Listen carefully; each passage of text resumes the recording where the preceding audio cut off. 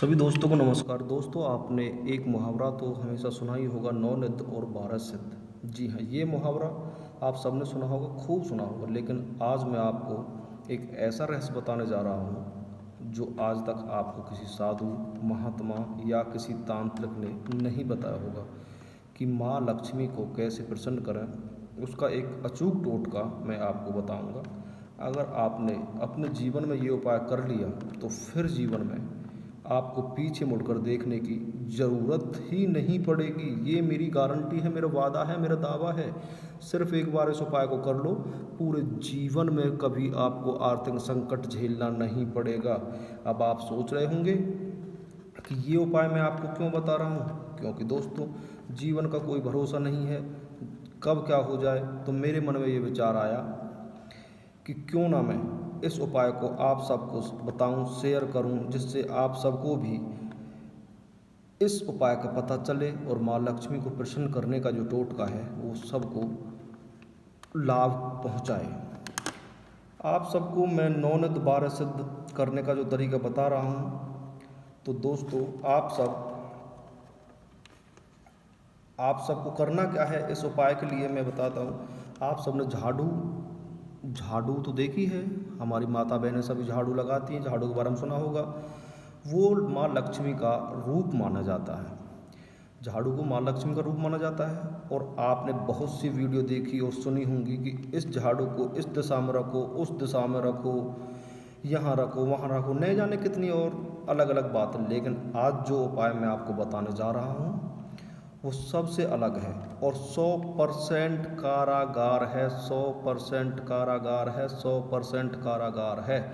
जब भी हमारे घर पर माता बहनें झाड़ू लगाती हैं तो उसमें से कुछ झाड़ू की सीकें, तिनके, जैसे फूल झाड़ू है या नारियल झाड़ू है, तो अवश्य गिर जाते हैं। गिरते हैं, नहीं गिरते हैं? गिरते हैं, हाँ।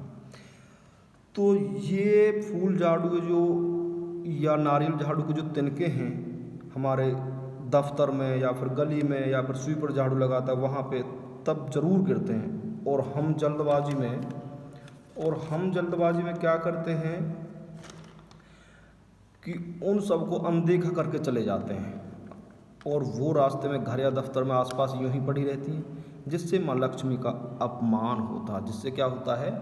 माँ लक्ष्मी का अपमान होता है।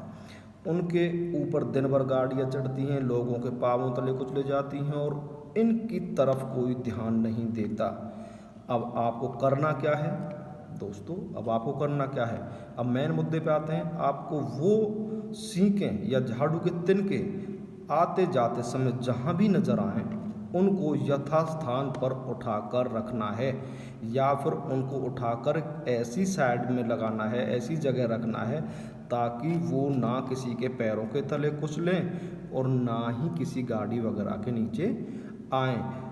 क्योंकि लोगों, जब आपको जानते हो कि झाड़ू माँ लक्ष्मी का प्रतीक है, झाड़ू माँ लक्ष्मी का प्रतीक है, और अगर आप किसी को सम्मान देंगे तो माँ लक्ष्मी भी आपको सम्मान देगी। जैसा हम देते हैं वैसा ही लौट कर वापस आता है। तो जब झाड़ू माँ लक्ष्मी का प्रतीक है और माँ लक्ष्मी की हम झाड़ू की सीकों को भी अगर हम उनको यथास्थान पर रखते हैं तो माँ लक्ष्मी प्रसन्न होती है और हम पर अपनी कृपा बरसाती है। हम पर अब हमको करना क्या है? हमको करना क्या कि वो झाड़ू की जो सीकें हैं या तिनके हैं उनको ऐसे स्थान पर रखना है ताकि अगर हो सके तो उनको झाड़ू में ही लगा दें। अगर फिर भी आपके पास टाइम नहीं है तो कम से कम इतना ऐसा कर दें कि वो दीवार के सहारे रख दें या ऐसे स्थान पर रख दें जिससे कि उन पर किसी का पैर, गाड़ी के पहिए वगैरह ना कुचलें और वो दिन भर ऐसे ही पैरों तले रौंदे नहीं जाएं।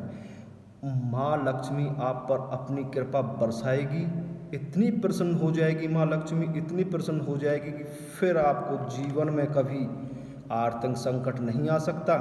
दोस्तों, एक बार ये उपाय करके देखो, अपने जीवन में फिर बदलाव देखो, कैसे अपना जीवन सुखद हो जाएगा। और इस उपाय को दूसरे लोगों को बताएं, उस उपाय को के बारे में दूसरे लोगों को बताएं और चैनल को सब्सक्राइब और लाइक करना ना भूलें। दोस्तों, मैं आपके लिए हमेशा अच्छी अच्छी वीडियो लाता रहूँगा।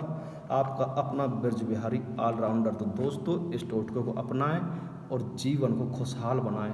मेरी वीडियो आपको पसंद आई हो तो दोस्तों इसको लाइक और सब्सक्राइब ज़रूर कर दें। धन्यवाद।